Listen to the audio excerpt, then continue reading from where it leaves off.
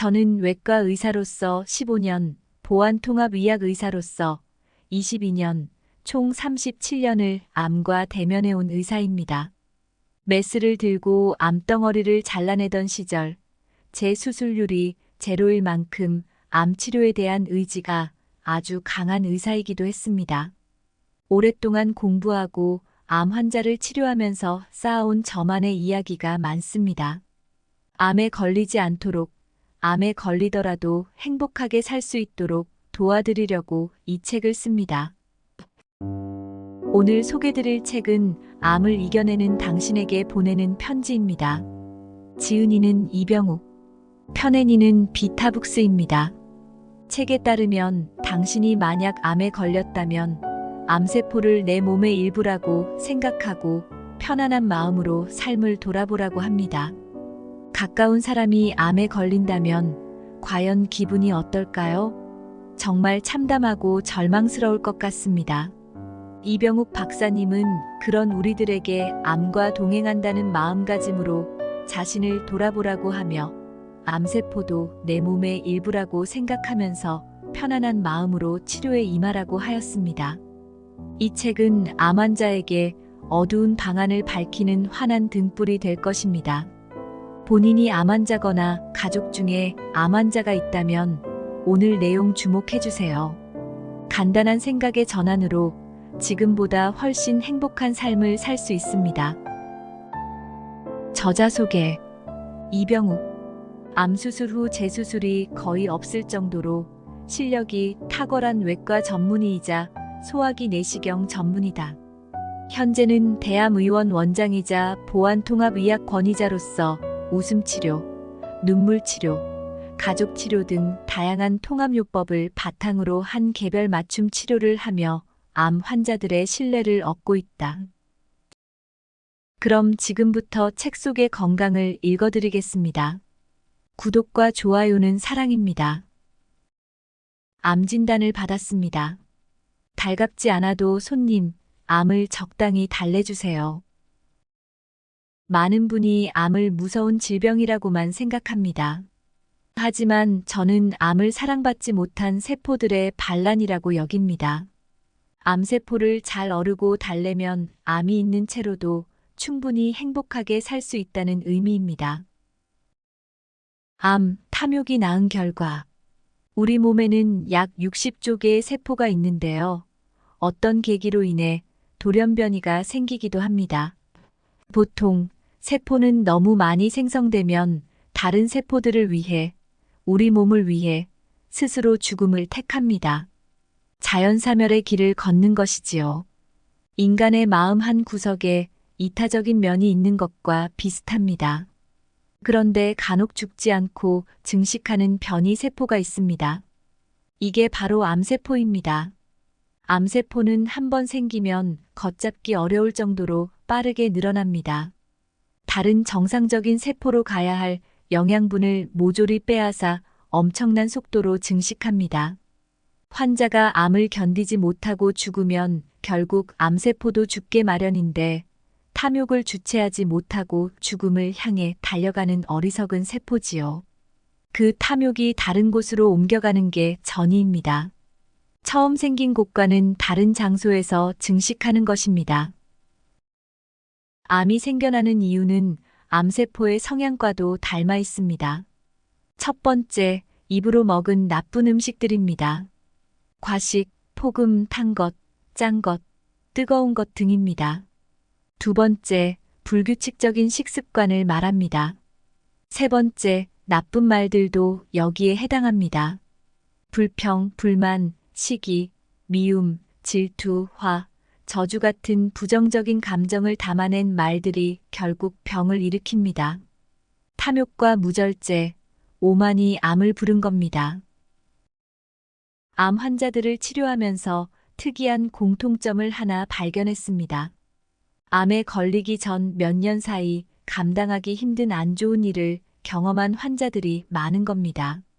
이런 분들은 분노, 슬픔, 긴장 등 스트레스를 받는 상황에서 몸속 세포가 견디지 못하고 탐욕적으로 변해 암이 된 게 아닐까 합니다. 변화하는 순간 시작되는 암 치료. 암에 걸렸다면 내 몸을 사랑하지 않고 너무 힘들게 했구나라는 생각을 먼저 해야 합니다. 지난 날을 돌이켜보고 반성하는 순간 암 치료가 시작됩니다. 암 환자는 반드시 마음의 평화를 유지해야 합니다. 이를 위해 JTP를 실천하길 권합니다. 기쁨, 감사, 기도의 영어 앞글자만을 따온 겁니다. 일상에 기뻐하고 감사하고 기도하며 암에 대한 공포를 날려버리세요. 기쁨을 느끼면 우리 몸의 건강한 세포가 힘을 얻습니다. 항암 치료를 받다 보면 면역력이 떨어져서 감기만 걸려도 목숨이 왔다 갔다 하는 위태로운 상황이 발생합니다. 우리 몸의 면역력은 특정 물질을 주입하면 어느 정도 끌어올릴 수 있지만 궁극적으로 정신과 육체의 건강이 균형을 이뤄야 극대화됩니다. 마음의 평화를 통해 면역력을 기르면 암을 극복하는 데 큰 힘이 됩니다.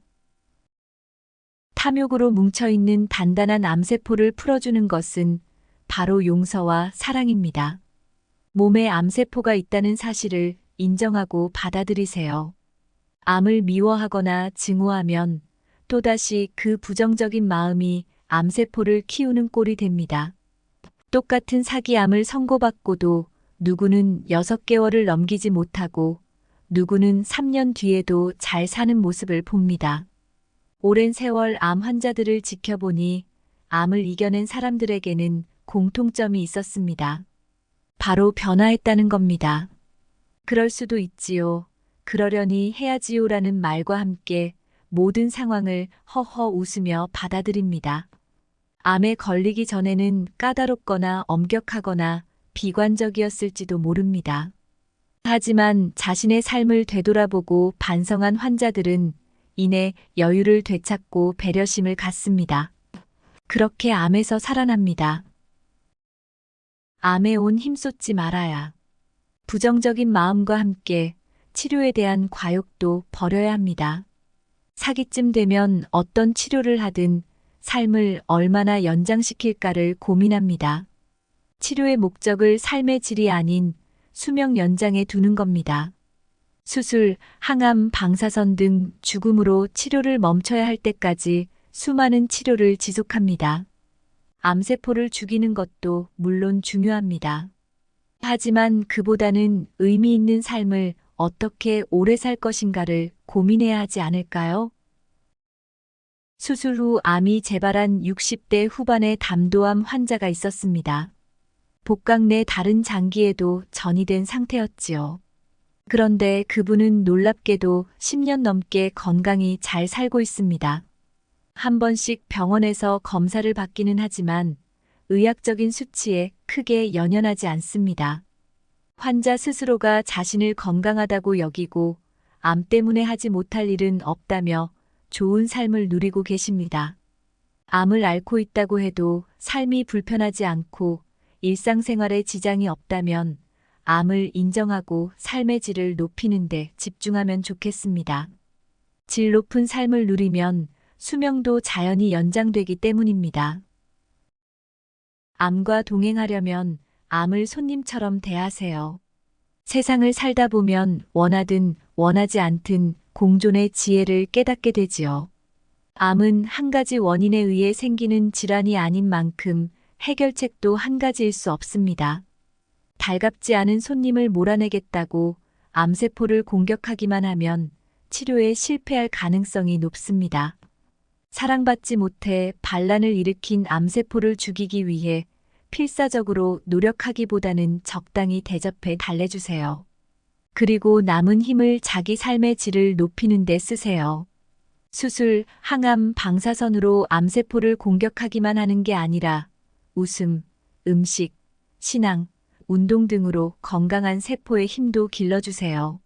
마음을 바꾸세요. 용서하고 배려하고 사랑하세요. 좋은 음식을 먹고 몸을 움직이세요. 삶의 질을 높이는 행동 하나하나가 암과 행복하게 동행하는 보완통합의학 치료의 첫걸음입니다. 사랑하고 축복합니다. 거꾸로 살아봅시다. 떠나야 할 때를 알고 떠나는 사람의 뒷모습은 아름답다라는 말이 있습니다. 사람은 누구나 태어나고 늙고 아프고 그리고 죽습니다. 죽음을 무시해서는 안 됩니다. 하지만 그렇다고 종일 그 생각만으로 살 수는 없습니다. 계속 생각한다 해도 우리가 어떻게 그 문제를 해결할 수 있을까요? 인간이라면 누구나 겪게 되는 생로병사는 심오한 자연의 섭리입니다. 건강할 때는 잘 인지하지 못하는 사실이지요. 치료에도 인격이 필요합니다. 지금까지 어떻게 살아오셨는지 한번 돌아보세요. 무엇을 먹어야 건강해질까? 어떤 약이 특효약일까?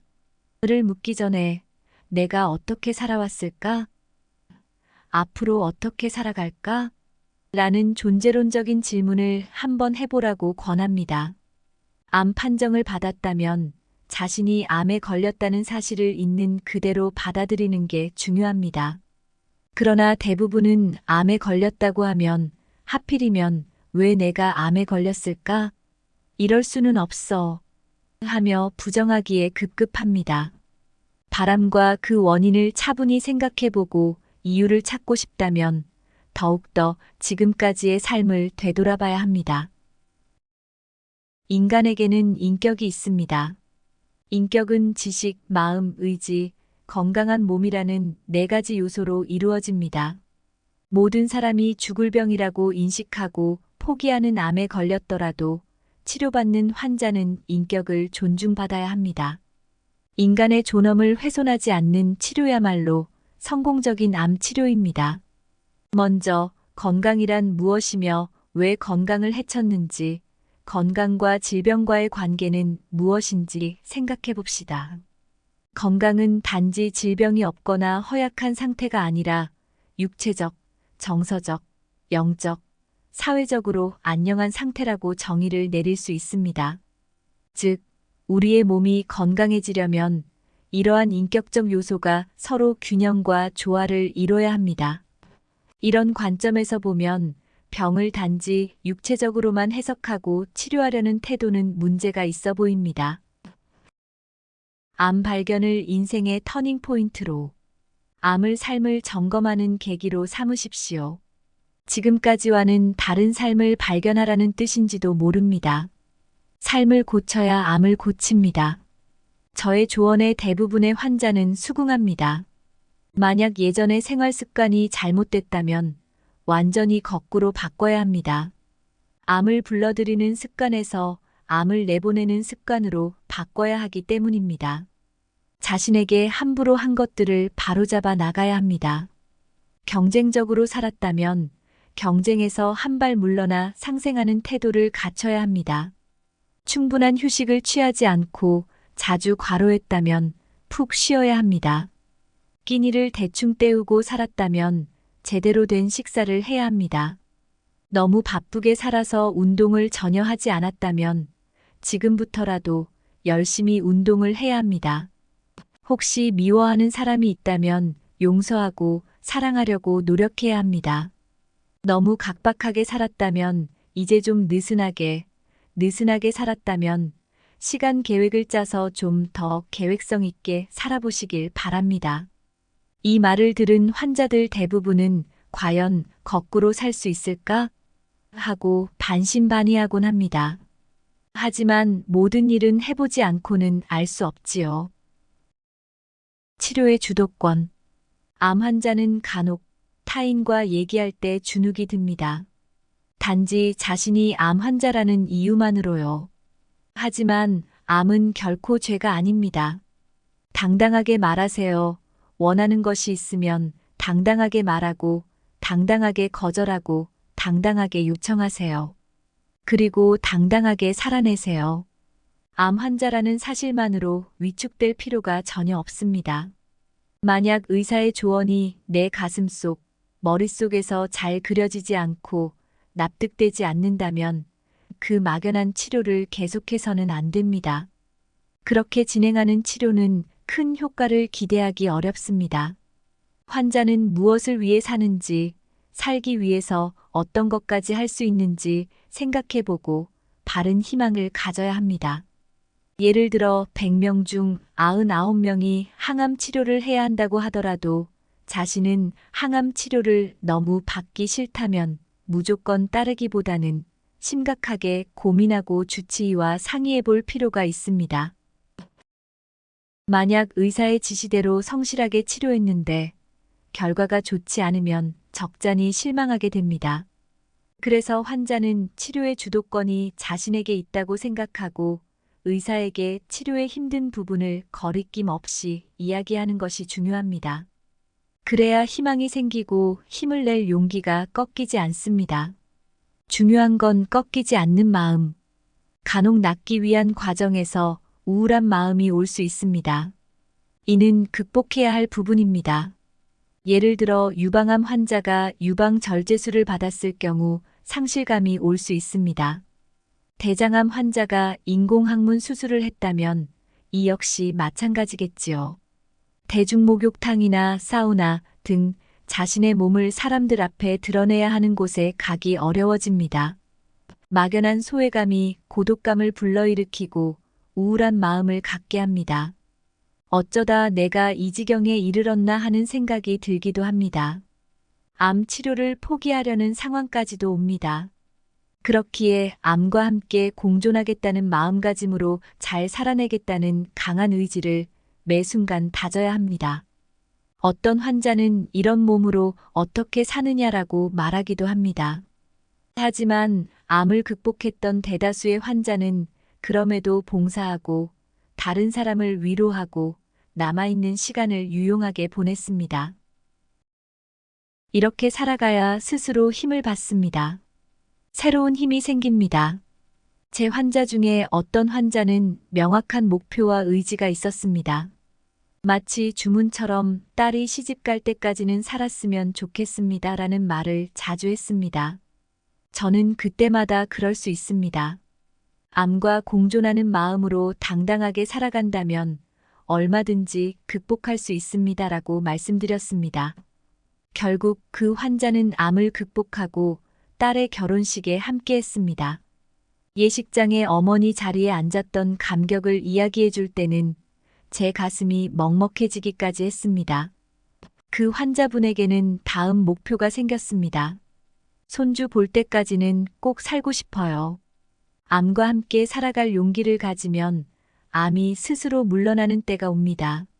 하늘이 감동할 만큼 살아내서 이웃에게 감동을 주는 복된 통로를 걸으시길 바랍니다. 존재가 감동이 되는 삶, 그 자체가 되기를 바랍니다. 그러면 암은 어느덧 저만치 떠나 있을 겁니다. 사랑하고 축복합니다. 건강을 읽다의 생각. 암. 아마 세상에서 제일 무겁게 다가오는 한 글자일 것 같습니다. 암과 함께 살아갈 용기를 가진다. 이보다 용감한 사람이 있을까요? 사람의 인생은 하늘이 준 축복과도 같아서 그 자체로 감사할 줄 안다면 누구보다 행복한 삶이라고 자부할 수 있습니다. 세상은 본인이 어떻게 보느냐에 따라 달라지는 것이니까요. 이병욱 박사님은 수많은 암 수술을 하면서 암 환자를 누구보다 가까이서 지켜봐왔기 때문에 공식적인 치료 외에도 어떤 마음가짐으로 이 과정에 임해야 하는지 깨달으신 것 같습니다. 저 또한 주어진 바에 최선을 다하고 때로는 열심히, 때로는 편안하게 조절해가며 살아가야겠다는 다짐을 했습니다. 정말 좋은 책이었습니다. 여기까지 해서 책의 내용 정리를 마치겠습니다. 오늘 영상 도움되셨다면 댓글 하나 남겨주세요. 여러분의 댓글을 하나하나 읽어보는 게 저의 행복입니다. 저는 다음번에 더 좋은 영상으로 찾아뵙겠습니다. 시청해주셔서 감사합니다.